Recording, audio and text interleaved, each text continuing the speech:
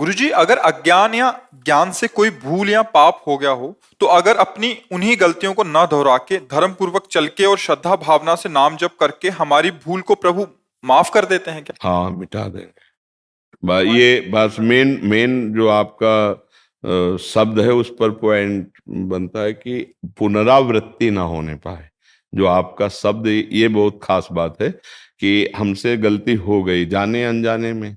जाने में होती है, उसमें हम जान रहे हैं कि पाप है, लेकिन या सुख बुद्धि हो गई है या दुख निवृत्ति हो की भावना है।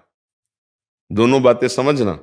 हमसे कोई पाप बनता है, या तो बहुत सुख बुद्धि होती है तो पाप है पर सुख भोगने को मिलेगा, और एक दुख निवृत्ति होती है कि पाप है पर इसको हटाना पड़ेगा, इसको मिटाना पड़ेगा, इस ऐसा करना पाप है। लेकिन दुख निवृत्ति के लिए या सुख पूर्ति के लिए, दो भावों से पाप होते हैं। अब अगर दुख निवृत्ति के लिए हमने किया है तो वो पाप हमें भयानक दुख देगा आकर के। जैसे दुख निवृत्ति के भाव में गर्भस्थ शिशु है, डॉक्टर ने कहा इसके माइंड में कमी है, ये जो बच्चा गर्भ में तुम्हारा, ये अमुक अंग इसका हीन है, तो दुख निवृत्ति के बच्चा ऐसा पैदा होगा, पूरे जीवन सेवा करनी पड़ेगी, ऐसा है। कई तरह की दुख निवृत्ति के लिए, जैसे गर्भस्थ शिशु के लिए, ऐसे बाहरी कई बातें हैं। दुख निवृत्ति के लिए किसी जीव की हत्या कर देना, ये हमारे घर में रहेगा तो ऐसा ठीक नहीं, उसे मार देना। किसी भी जीव को, जैसे किसी भी जीव को मारने का अधिकार नहीं, जैसे भूमि पे आपके रहने का अधिकार, ऐसे हर जीव का अधिकार है। कई तरह की ऐसी दुख निवृत्ति के लिए कुछ पाप होते हैं, और कुछ सुख प्रवृत्ति के लिए कि जैसे ये काम नहीं करना चाहिए पर सुख की भावना इतनी प्रबल हो गई कि वो पाप बन गए। तो पाप दो प्रकार से होते हैं, एक दुख की निवृत्ति की भावना से, एक सुख प्राप्ति की। बहुत बड़े बड़े पाप हो जाते हैं। दुख निवृत्ति, सुख पूर्ति, दो भावनाओं से पाप होते हैं। अब पाप हमसे हो गए हैं और अब हमें सत्संग के द्वारा पता चला कि यार बहुत ही इनका दंड मिलेगा, तो हम भयभीत हो जाएं पहला, और आर्त भाव से भगवान की शरण में हो। जो सभीत आवा शरणाई, तो रखियो ताई प्राण की नहीं। भगवान ने कहा ना कि अब भगवान के सिवा मेरा कोई भी पाप नष्ट नहीं कर सकता, मुझे नहीं बचा सकता।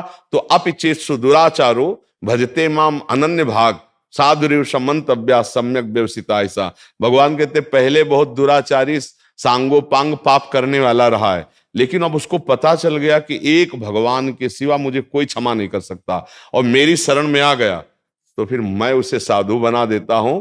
अहम तो हम सर्व पापेभ्यो मोक्षयिष्यामि मा शुचा। आप चिंता की बात फिर नहीं रहेगी। एक शब्द जो हमने कहा, मेन पॉइंट बहुत महत्वपूर्ण आपके मुख से निकला कि पुनरावृत्ति उसकी नहीं होनी चाहिए। तो सब पापों का प्रायश्चित भगवान नाम के द्वारा हो जाता है। इसी को खूब श्रद्धा पूर्वक जपिए। जैसे कभी किसी ने कहा हमसे कि हमसे ये चूक हो गई कि हमें नहीं करना चाहिए था, गर्भ हत्या हो गई, अब क्या करें? मेरा मन जलता है, आप सब ये कहे, पर हमें लगता है हमें प्रायश्चित करना चाहिए। तो जरूरी है अब, क्योंकि तुम्हारा मन प्रायश्चित से ही शांत होगा।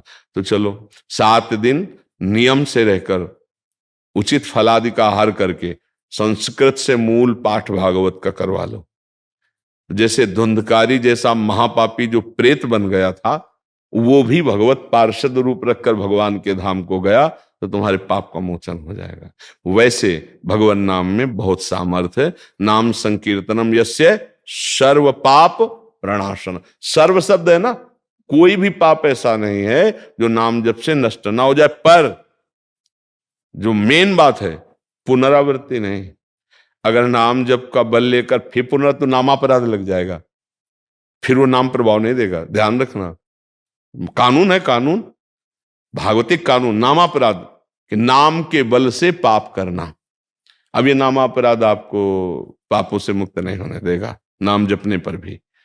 ये मेन पॉइंट की बात आई कि पुनरावृत्ति, अब लो नशानी अब ना नशयो, तब सब काम बन जाते हैं।